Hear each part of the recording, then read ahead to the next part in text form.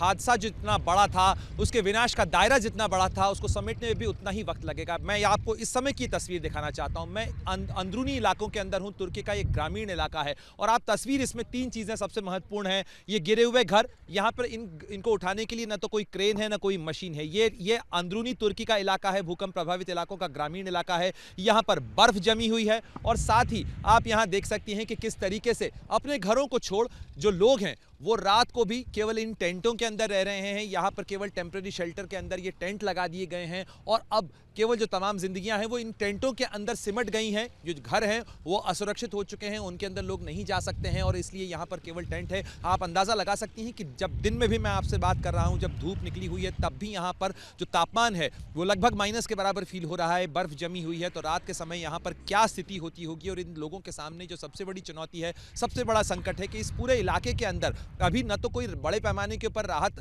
टीमें यहाँ पर पहुंची हैं, न कोई इस तरीके से इन जो गिरे हुए मकान हैं या उनको रिकंस्ट्रक्ट करने या उन्हें सुधारने के लिए या उन्हें हटाने के लिए कोई बड़ी जो मशीनरी है वो यहाँ पर आई है। तो ग्रामीण इलाकों तक पहुंचते पहुंचते जब वो तमाम टीमें जो हैं, जो शहरों के अंदर फिलहाल सीमित हैं, जहाँ पे ज़्यादा बड़ी संख्या के अंदर नुकसान हुआ है, तो उसके बाद जब वो अंदरूनी इलाकों के अंदर आएंगी, इस तरीके के इलाकों के अंदर आएंगी, तब शायद इसका भी आकलन हो पाएगा कि आखिर नुकसान कितना बड़ा हुआ है, नुकसान की उसका दायरा कितना बड़ा है, कितने लोगों की मौत हुई है। क्योंकि जैसे जैसे अंदरूनी इलाकों के अंदर अभी भी राहत टीमें जा रही हैं, चाहे हाथे की बात की जाए, अंताकिया की बात की जाए, तो पता चल रहा है कि वहाँ पर बहुत ज़्यादा नुकसान हुआ है। कई जो इलाके हैं, और मैंने देखा कल खैरामान मराश के अंदर की गलियाँ पूरी तरह से तबाह हो गई हैं। तमाम घर जो हैं वो नीचे आ चुके हैं। उसके अंदर कई घरों के अंदर आप चलते चले जाइए तो बताते हैं लोग वहाँ पर कि इसके अंदर 4 लोग अंदर रह गए। किसी मकान के अंदर बताते हैं कि इसके अंदर 5 लोग अंदर रह गए, उसमें से 2 लोगों को निकाला जा चुका, लेकिन बाकी लोग नहीं निकल पाए। इस तरीके की जो कहानियां हैं ये हर गली, हर मोहल्ले, हर नुक्कड़ के ऊपर आपको देखने को मिलेंगी।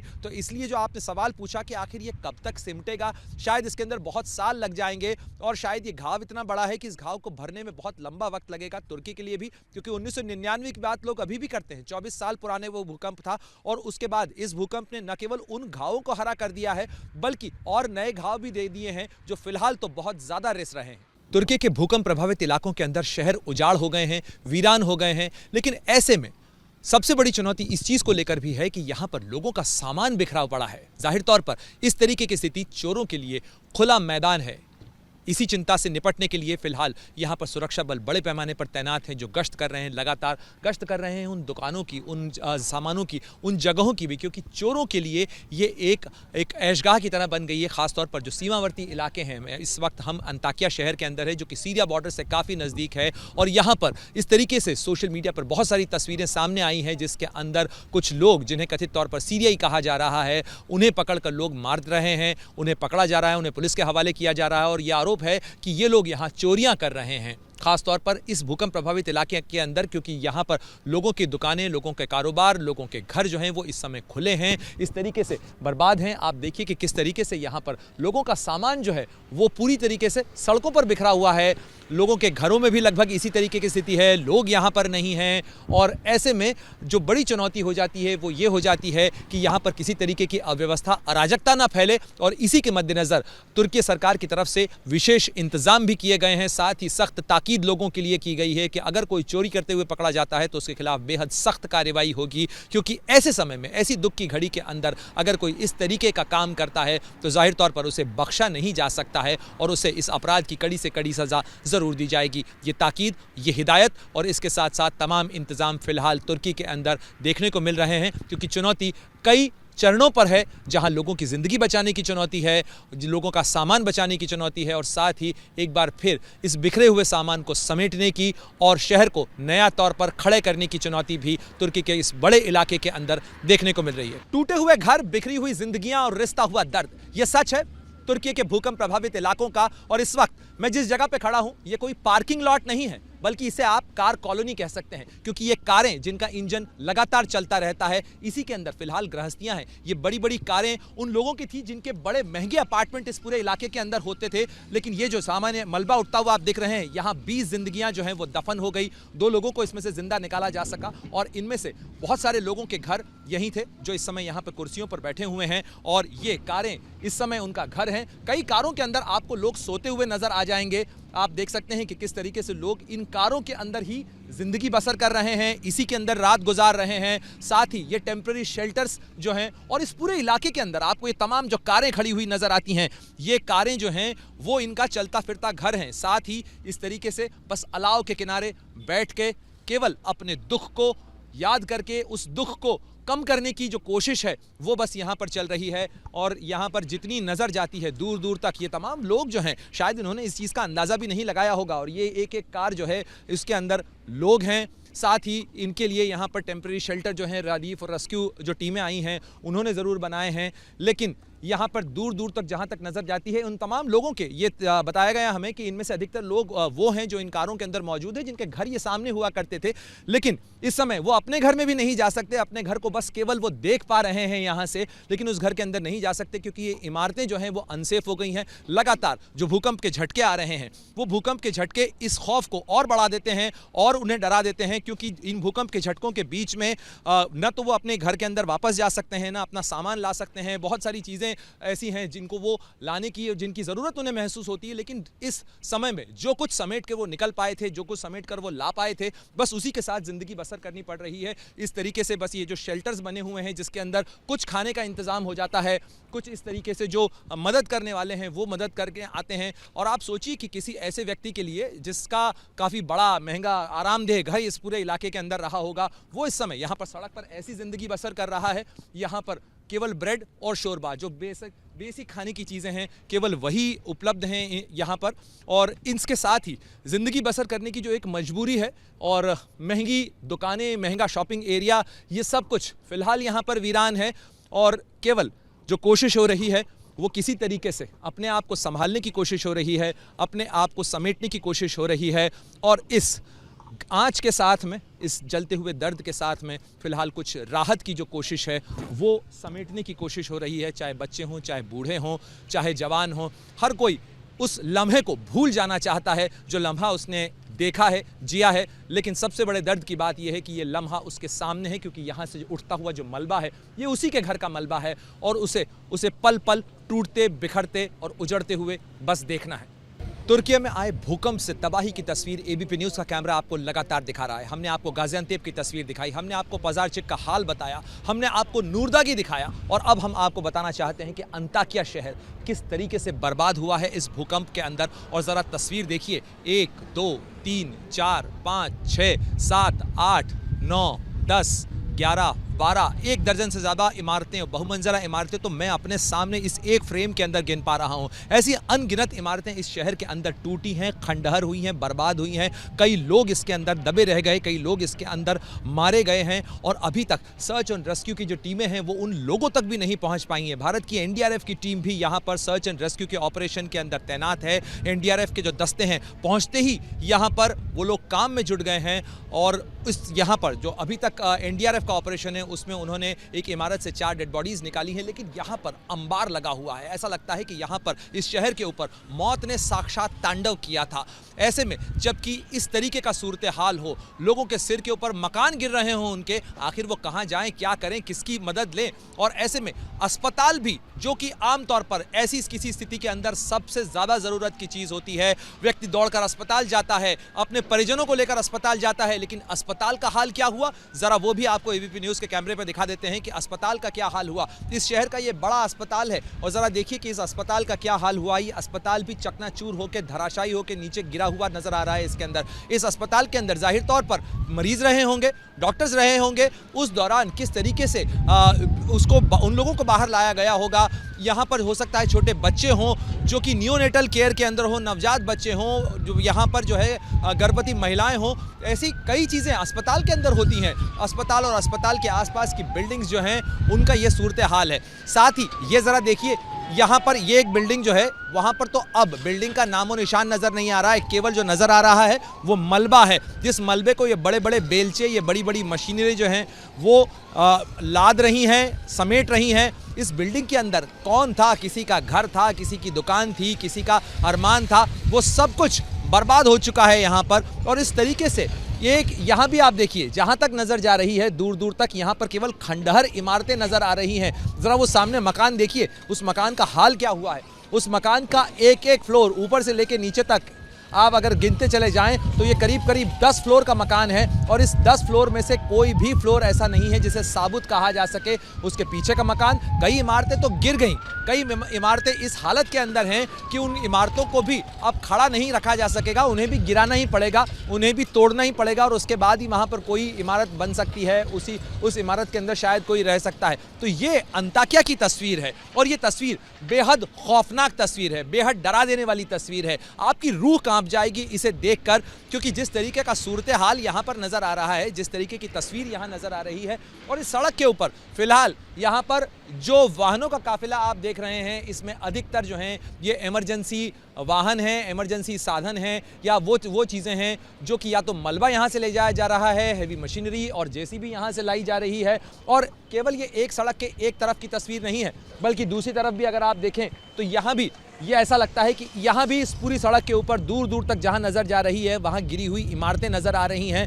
वो देखिए वहाँ पे भी एक इमारत जो है पूरी तरीके से धराशायी हुई है, वहाँ तक तो अभी मशीनरी पहुँची नहीं है। और आप देखिए लोग खुदा से दुआ कर रहे हैं, लोग भगवान से प्रार्थना कर रहे हैं कि इससे अब निजात दिलाई जाए, इससे अब रहम मिले।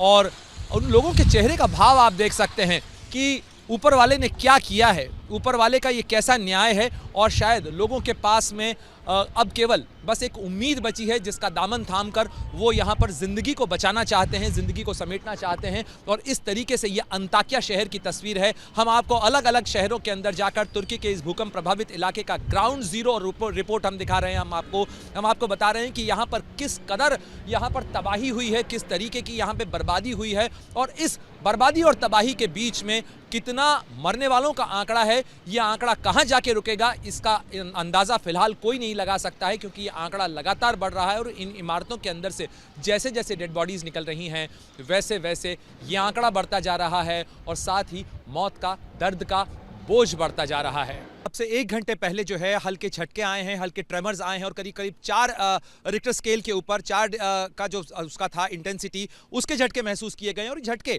आमतौर पर किसी और शहर के अंदर आते तो ये शायद सामान्य झटके होते, इससे बहुत असर नहीं पड़ता। लेकिन खासतौर पर गाजियान्तेप की बात की जाए, नूरदागी की बात की जाए, खैरामान मराश की बात की जाए तो इस इलाके के अंदर ये झटके भी बहुत खतरनाक इसलिए हो जाते हैं क्योंकि ये जो इमारतें आप देख रही ना, इनमें से कई इमारतें इतनी जर्जर हो चुकी हैं, इनके अंदर इतनी दरारें लग चुकी हैं कि इन दरारों के बीच में राहत और बचाव का काम जो यहां पर चल रहा है वो बहुत खतरनाक हो जाता है। खासतौर पर ये जो रेस्क्यूअर्स यहां पर आप देख रही हैं, ये जो रेस्क्यू की मशीनें यहां पे लगी हुई हैं, ये तमाम लोग अपनी जान को जोखिम में डालकर इस मलबे के अंदर से जिंदगियां तलाश रहे हैं, इस मलबे को हटा रहे हैं। कुछ लोग अगर इसके अंदर फंसे हुए हैं तो उनको निकालने की जो कवायद चल रही है। और आज सुबह भी यानी करीब करीब 111 घंटे बाद, 115 घंटे बाद भी लोग जिंदा निकले हैं इस मलबे में से। इस तरीके के मलबे अलग अलग जगह पे तुर्की के भूकंप प्रभावित इलाकों के अंदर नजर आ रहे हैं और इन मलबों के बीच में से जिंदगियों को निकालने की कवायद के बीच में अगर इस तरीके के झटके आते हैं शरीर, तो निश्चित रूप से ये बहुत डराने वाली बात है। खासतौर पर राहत और बचाव की जो मिशन चल रहे हैं उनके लिए भी ये खतरा पैदा करते हैं। और इस तरीके की कई इमारतें जो हैं, और जिस जगह पर मैं खड़ा हूं आप इस बात का अंदाजा लगाइए, ये गाजियान्तेप शहर का जो कि 20 लाख से ज्यादा की आबादी का शहर है, ये उसका एक हाई प्रोफाइल इलाका है। यहाँ महंगे अपार्टमेंट्स थे, लेकिन आप देखिए कि पूरी करीब 7 मंजिला ये इमारत जो है ये भरभरा के नीचे आई है, इस तरीके से नीचे आई है। और आप ये देखिए कि एक के ऊपर एक ऐसा लगता है जैसे किसी ने जो तमाम फ्लोर्स की थप्पियां जमा दी हैं, इसको हटाया भी नहीं जा सकता। इसके अंदर अगर कुछ लोग फंसे रह गए होंगे तो शायद उनको निकालना या उनकी बॉडीज को निकालना मुश्किल है। मेरी आंखों के सामने यहाँ पे जो तमाम चीजें हैं वो नजर आ रही हैं, लोगों की घर का, बस्ती का सामान, ये डाइनिंग टेबल इस तरीके से चकनाचूर जो है वो सामने नजर आ रही है, महंगी डाइनिंग टेबल लग रही है। तो आप सोचिए कि इतना बड़ा अपार्टमेंट एक झटके के अंदर अगर नीचे आ जाता है। यहाँ पे इस पूरी कतार के अंदर अगर मैं देखूं शिरीन, तो यहाँ पर लोगों के टेंट लगे हुए हैं और ये जो गाड़ियां खड़ी हैं ना, ये तमाम गाड़ियां जो हैं वो अब इस समय लोगों के अपार्टमेंट हैं, लोगों के घर हैं, क्योंकि लोग गाड़ियों में ही जिंदगी बसर कर रहे हैं, गाड़ियों के अंदर ही लोग रह रहे हैं। और ये जो रेस्क्यू की मशीनें हैं, यहाँ पर एक ही चीज जो है वो फिलहाल यहाँ पर नजर आती है, वो है धूल, धुआं, दर्द और इन मशीनों की आवाज। इन मशीनों की आवाज के बीच ही फिलहाल यहाँ पर जो तमाम कारोबार है वो चल रहा है। और लगातार रात दिन जो रेस्क्यूअर्स हैं वो यहाँ पर लोगों को बचाने की कोशिश कर रहे हैं, लोगों को निकालने की कोशिश कर रहे हैं। और उन लोगों को जो मदद मुहैया कराने की कवायदें हैं वो चल रही हैं और एक युद्ध स्तर के ऊपर यहाँ पर तमाम चीज़ें चलती हुई नज़र आ रही हैं और अलग अलग जगह जो कैंप लगे हुए हैं इन कैंपों के अंदर लोग रात बसर कर रहे हैं। आप अंदाज़ा लगाएं माइनस में तापमान होता है शिरीन इस पूरे इलाके के अंदर रात का तापमान, और उन लोगों का खास तौर पर उनकी आप ज़रा दर्द की कल्पना करिए जिनके घर यहाँ रहे होंगे, जो यहाँ से जाएं भी तो जाएं कहाँ, और ये अपना घर जब मलबे के अंदर तब्दील होते हुए देखते हैं तो उन पर क्या गुजरती होगी। वो यहीं सामने रोड के अक्रॉस जो है ये तमाम कैंप यहाँ पर लगे हुए हैं और इन टेम्प्रेरी शेल्टर्स के अंदर फिलहाल लोग रह रहे हैं और करीब 4 दिन से ज़्यादा का वक्त हो चुका है।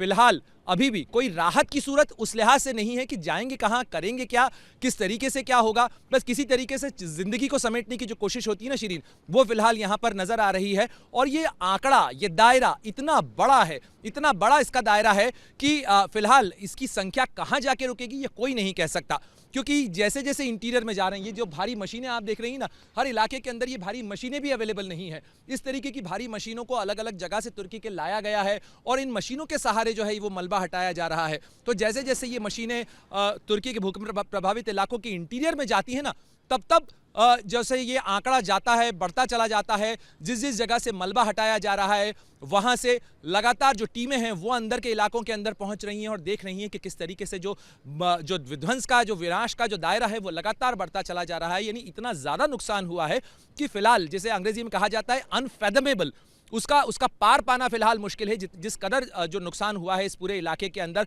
कितनी जिंदगियां प्रभावित हुई हैं, और ये तो मरने वालों के आंकड़े की बात हम कर रहे हैं। जो घायलों का आंकड़ा है, जो लोग इससे प्रभावित हुए हैं, कई लोग लापता हैं इसके अंदर, अभी ये भी जानकारी नहीं है क्योंकि कौन कहां गया।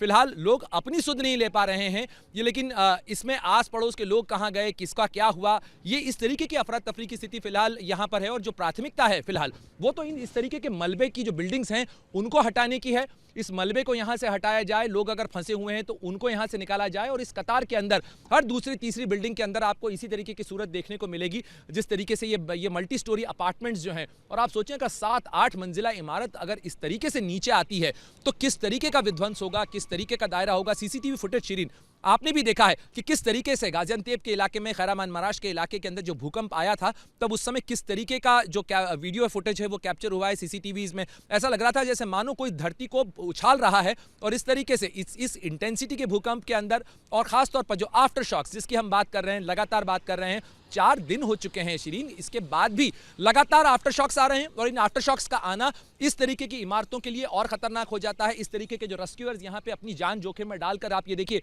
कि इस मलबे के अंदर वो जाने की कोशिश करते हैं, लोगों को ढूंढने की कोशिश करते हैं। अगर कोई लोग कई बार ये आग्रह करते हैं कि उनका कुछ ज़रूरी सामान है वो अगर अंदर रह गया है, वो आइडेंटिफाई कर पा रहे हैं तो उनको आने दिया जाता है, या उनको उनकी मदद से, ये इन रेस्क्यूअर्स की मदद से। देखिए ये शख्स जो है यहाँ पर जो बैठा हुआ है, इसने कहा, और कुछ सामान जो है वो इनका शायद रहा होगा, उसको वहां पर ढूंढने की कोशिश हो रही है। वो अगर अपनी लोकेशन बताते हैं तो जो रेस्क्यूअर्स हैं या ये जो बचाव कर्मी हैं ये उस जगह पर जाते हैं, उसको ढूंढने की कोशिश करते हैं। हमने अपनी आंखों के सामने लोगों को देखा है कि किस तरीके से वो अपना दर्द समेटने की कोशिश कर रहे हैं, अपना बिखरा हुआ सामान संजोने की कोशिश कर रहे हैं। किसी का पासपोर्ट है, किसी के कुछ डॉक्यूमेंट्स हैं, किसी के माता पिता की कोई निशानी है। लोग अपने फोटो एल्बम तक इस मलबे में से ढूंढ ढूंढ कर निकाल रहे हैं। तो आप सोचें कि कैसे अचानक आंखों के सामने जब जिंदगी बिखर जाती है तो उस बिखरी हुई जिंदगी को समेटने की कोशिश व्यक्ति करता है, और उसके दर्द का फिलहाल अंदाजा भी नहीं लगाया जा सकता कि किस दर्द से वो जी रहा होगा जिसने अपने अपनों को खोया है इस मलबे के अंदर। और फिलहाल